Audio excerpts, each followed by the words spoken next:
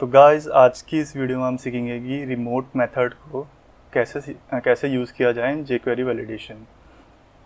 तो सबसे पहले मैं आपको एक एग्ज़ाम्पल के थ्रू इसको समझाने की कोशिश करता हूँ कि कई बार क्या होता है कि जब हम एक रजिस्ट्रेशन फॉर्म बनाते हैं तो हमको ऐसी नीड, जैसे हमारे इस रजिस्ट्रेशन फॉर्म पे अभी मान लीजिए कि 3 फील्ड्स हैं, email, password and confirm password. तो जब भी हम किसी यूज़र को रजिस्टर कराएंगे तो ये ज़रूरी है कि उसका ईमेल यूनिक होना चाहिए। तो इसके लिए हम क्या करेंगे कि जब वो अपना ईमेल टाइप करेगा तो अगर वो यूज़र हमारे डाटाबेस में ऑलरेडी एग्जिस्ट करता होगा तो हम उसका उसका एक एरर थ्रो कर देंगे यूजिंग रिमोट वैलिडेशन कि this user already exist in our system, please use another email, ऐसे करके कोई वैलिडेशन हम उसको शो करा देंगे। तो रिमोट वैलिडेशन को यूज़ कैसे किया जाए jQuery में, इसको अब सीखते हैं। तो इसके लिए पहले तो मैंने एक सिंपल एक साइन अप फॉर्म बना रखा है जिसमें मैंने 3 फील्ड्स रखी हुई है, email, password and confirm password. इसको आप बूटस्ट्रैप की मदद से आसानी से डिज़ाइन कर सकते हो। और उसके बाद हमको रिक्वायर्ड कुछ फाइलें रिक्वायर्ड हैं, जैसे कि jQuery वैलिडेशन की फाइल्स, जो कि हम यहाँ पे स्क्रिप्ट टैग के जरिए यहाँ पे इंक्लूड करवा लेंगे ऊपर हेडर्स पे। और यहाँ पे मैंने बूटस्ट्रैप की जो फाइल्स हैं वो रिक्वायर्ड कर रखी हैं जो हमको यूज़ करनी है नीचे।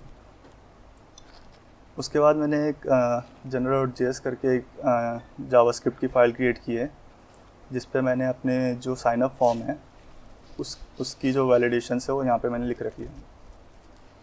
तो इस पे करना क्या होता है, जैसे कि ये हमारा जो फॉर्म है इसको हम एक आईडी दे देते हैं। जैसे इस फॉर्म को हमने एक आईडी दे रखी है लॉगिन फॉर्म, तो हम इस फॉर्म को सेलेक्ट करके उस पर वैलिडेट फंक्शन कॉल कर देंगे और उसके अंदर एक ऑब्जेक्ट पास कर देंगे। तो यहाँ पे हमने कुछ रूल्स डिफाइन कर रखे हैं। उसमें हमने जो हमारे फील्ड्स हैं जैसे ईमेल, पासवर्ड, कंफर्म पासवर्ड, उसके ऊपर कुछ रूल्स अप्लाई कर लिए हैं। और जो भी मैसेज हमको दिखाने हैं वैलिडेशन के एरर पे वो हम नीचे डिफाइन कर लेंगे। तो यहाँ पे हम पहले जानते हैं रिमोट वैलिडेशन को कैसे यूज़ किया जाए। तो यहाँ पे मैंने रिमोट वैलिडेशन लगा रखी है ईमेल के फील्ड पे। तो आपको सिर्फ करना ये है कि जो आपको एक फ़ंक्शन क्रिएट करना है अपने बैकएंड में जो कि इस चीज़ को वेरीफाई करे कि जो ईमेल एंटर्ड हुआ है क्लाइंट साइड में वो हमारे डेटाबेस में एग्जिस्ट करता है कि नहीं करता है। तो उसके लिए मैं अपने कंट्रोलर पे जाऊँगा, साइन अप, यहाँ पे मैं एक फ़ंक्शन क्रिएट करूँगा। इस ईमेल एग्जिस्ट नाम का मैंने एक फ़ंक्शन क्रिएट किया यहाँ पे। और यहाँ पे रिमोट वैलिडेशन के थ्रू एक गेट रिक्वेस्ट आएगी जिस पे मेरे को जो उस ईमेल फील्ड पे जो भी इनपुट हुआ है वो मेरे को यहाँ पे गेट के थ्रू मिल जाएगा। तो मैंने यहाँ पे क्या किया है, एक्सट्रैक्ट कीवर्ड का यूज़ करते हुए उस गेट को मैंने गेट के अंदर जो भी इनपुट आया था उसको मैंने लोकल वेरिएबल पे सेट कर दिया है। तो मेरे को एक ईमेल नाम का वेरिएबल इस फंक्शन के अंदर मिल चुका है। तो यहाँ पे मैंने दिया एक this db where email equal to email जो हमको गेट के थ्रू मिला है। और मेरे को ये चेक करना है यूज़र टेबल में ये एग्जिस्ट करता है नहीं करता। तो ये सिंपल क्वेरी बिल्डर है जिसकी मदद से मैं चेक करूँगा कि डेटाबेस में वो ईमेल एग्जिस्ट करता है कि नहीं करता है। तो उसके बाद मैं यहाँ पे चेक करूँगा कि मेरे को कितनी नंबर ऑफ़ रोज़ रिटर्न हुई है। तो अगर मेरे को एक नंबर ऑफ़ या उससे ज़्यादा कोई रो रिटर्न हो रही है, मतलब रिज़ल्ट में आ रखा है, तो उसका मतलब है कि वो ईमेल हमारे डेटाबेस में ऑलरेडी एग्जिस्ट करता है। बट अगर वो 0 है या फिर 0 से छोटी है, 0 से छोटी तो होगी नहीं, खास 0 ही होगी, तो उसका मतलब होगा कि वो ईमेल हमारे डेटाबेस में एग्जिस्ट नहीं करता है। तो यहाँ पे मैंने उस चीज़ को चेक कर लिया है। और रिमोट वैलिडेशन क्या करती है, उसको जो आउटपुट में चाहिए होता है ट्रू या फॉल्स एक स्ट्रिंग वेरिएबल चाहिए होता है जो कि जेसन फॉर्मेट में। तो यहाँ पे मैंने क्या किया है कि कोडिंग नाइटर की आउटपुट लाइब्रेरी को यूज़ करते हुए मैंने जो हमारा आउटपुट है उसका कंटेंट टाइप एप्लीकेशन /जेसन कर दिया और उसके अंदर मैंने एक स्ट्रिंग पास कर दिया ट्रू और फॉल्स करके, जो कि मेरे इस कंडीशन के बेस पे चली।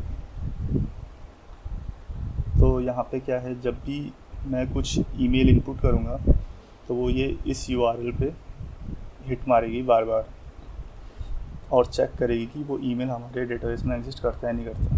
तो देखिए अभी हम इसको लाइव देख लेते हैं फॉर्म में ये चल कैसे रहा है।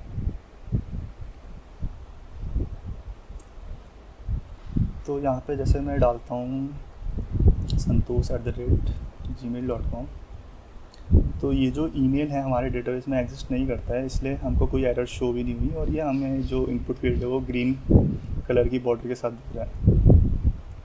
और अगर मैं कोई ऐसा ईमेल टाइप करूं जो मेरे डेटाबेस में पहले से ही एग्जिस्ट करता है, जैसे कि sahil@gmail.com, ये ईमेल जो हमारे डेटाबेस में ऑलरेडी एग्जिस्ट करता है, तो हमको इसकी एरर नीचे मिल चुकी है। तो रिमोट वैलिडेशन में बेसिकली यही होता है कि हम सर्वर साइड पे एक फंक्शन कॉल कराते हैं और उसकी मदद से जो रिस्पांस आता है उसको हम वैलिडेट कर लेते हैं क्लाइंट साइड में। तो इससे होता है कि हम क्लाइंट साइड में ही उसको वैलिडेट कर देते हैं, हमको बैकएंड की वैलिडेशन लगाने की ज़रूरत नहीं है। हालांकि हम लगा सकते हैं, बट हम उसे क्लाइंट साइड में ही वैलिडेट कर रहे हैं। तो एक तरीके से वो जो सर्वर साइड पर रिस्पांस जाना है वो थोड़ा कम हो जाता है। जैसे कि अगर मान लीजिए अगर ये सर्वर साइड पर रिस्पांस जाता तो कुछ टाइम लेता, उसके बाद वो आता वापस, तो वो टाइम कंज्यूमिंग होता है। यहाँ पे हमने क्या किया, सीधे सीधे ईमेल जो टाइप हुआ उसको हमने रिक्वेस्ट के थ्रू बैकएंड में भेजा और वहीं से हमने वैलिडेट कर लिया क्लाइंट साइड पे ही कि ये ईमेल हमारे डेटाबेस में एग्जिस्ट करता है नहीं करता। और यहाँ पे मैंने पासवर्ड पे वैलिडेशन लगा रखी है कि ये एक तो ये रिक्वायर्ड है और कंफर्म पासवर्ड में ये वैलिडेशन की वो दोनों मैच करने चाहिए। जैसे मैं यहाँ पे अगर टाइप करता हूँ पासवर्ड और अगर मैं यहाँ पे कुछ भी टाइप करता हूँ, अगर ये मैच नहीं करेगा उस पासवर्ड से तो हमको एक एरर थ्रो होगी यहाँ पे, your password and confirm password do not match. और अगर मैं यहाँ पे टाइप करूँगा पासवर्ड तो मेरे को कोई एरर शो नहीं होगी। तो अगर मैं इसको सही कर लूँ, ये ईमेल तो हमारे डेटाबेस में ऑलरेडी एग्जिस्ट करता है, अगर मैं santosh@gmail.com कर लूँ तो अभी आप देख सकते हो कि हमारे सारे फील्ड्स वैलिड हैं और कोई भी एरर हमको शो नहीं हो रही है। तो इसको अब अगर साइन अप करवाऊँगा तो ये बिना किसी दिक्कत के सबमिट हो जाएगा और हमारा जो यूज़र है वो रजिस्टर भी हो जाएगा। तो जैसे मैंने साइन अप पे क्लिक किया तो हमको एक मैसेज शो हो रहा है, यूज़र रजिस्टर सक्सेसफुली। और अगर कोई एरर अगर थ्रो हो रही हो यहाँ पे जैसे, तो हम साइन अप कर ही नहीं पाएंगे। तो यहाँ पे आपको मैं कोड दिखा देता हूँ। ये हमारा ईमेल फील्ड है ये, और ये पासवर्ड फील्ड और कंफर्म पासवर्ड फील्ड। पासवर्ड और कंफर्म पासवर्ड इनके लिए हमने रूल डिफ़ाइन करते हैं। जैसे कि ईमेल पे हमने 3 रूल रख रखे हैं, एक तो रिक्वायर्ड, दूसरा ईमेल कि वो एक वैलिड ईमेल होना चाहिए, और तीसरा रिमोट जिसके बारे में अभी हमने डिस्कस किया। और ये नॉर्मलाइज़र बेसिकली करता है कि अगर कोई भी बंदा स्पेस डालने की कोशिश करता है हमारे डेटाबेस में, तो हम इस स्पेस को तो डेटाबेस पे स्टोर कराएंगे नहीं ना, तो इसको ये वैलिडेट कर लेता है और फॉर्म को सबमिट नहीं देता।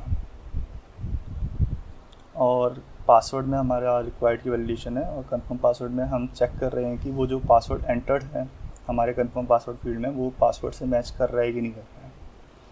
और नीचे हमने मैसेज डिफ़ाइन कर रखे हैं कि हम किस वैलिडेशन में क्या मैसेज शो करना चाह रहे हैं।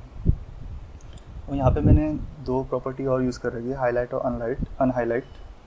इस पर क्या हो रहा है, जो हमारा ये इनपुट फील्ड है इस पर जो बॉर्डर रेड कलर की बॉर्डर दिख रही है जब एरर आ रहा है, वो चीज़ मैं इसके थ्रू शो करा रहा हूँ। जैसे मान लीजिए अगर मैं कोई वैलिड ईमेल टाइप करता हूँ तो जो ये हमारी रेड कलर की बॉर्डर है वो हट जाएगी और हमको ग्रीन कलर की बॉर्डर यहाँ पे दिखने लगेगी। जैसे santosh@gmail.com। तो क्योंकि ये इनपुट फील्ड वैलिड है इसलिए हमको यहाँ पे ग्रीन कलर की बॉर्डर शो कर रही है। तो बेसिकली इन दोनों प्रॉपर्टीज़ का यही काम है। जब मेरे को हाईलाइट कराना है तो मैं उसको रेड कलर से शो करा दे रहा हूँ, और अनहाईलाइट कराना है तो मैं उसको ग्रीन कलर से शो करा दे रहा हूँ। तो thank you guys, thanks for watching.